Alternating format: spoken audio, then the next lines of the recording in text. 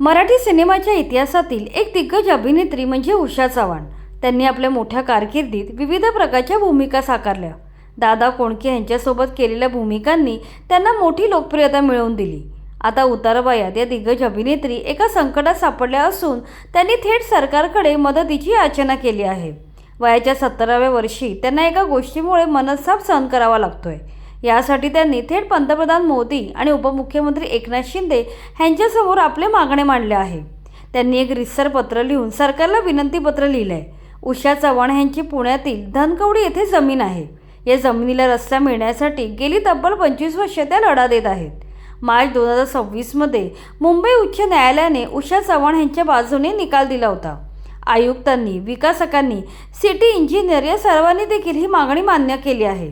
असे असूनही रस्ता मिळायला अजूनही विलंब का होतोय असा प्रश्न त्यांनी प्रशासनाला केला आहे।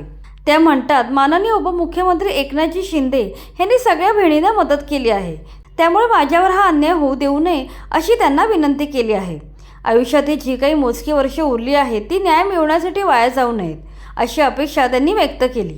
आशा आहे प्रशासन या गोष्टीवर लवकरात लवकर योग्य तो निर्णय घेईल आणि या ज्येष्ठ अभिनेत्रीला त्यांचा हक्क लवकरच मिळेल।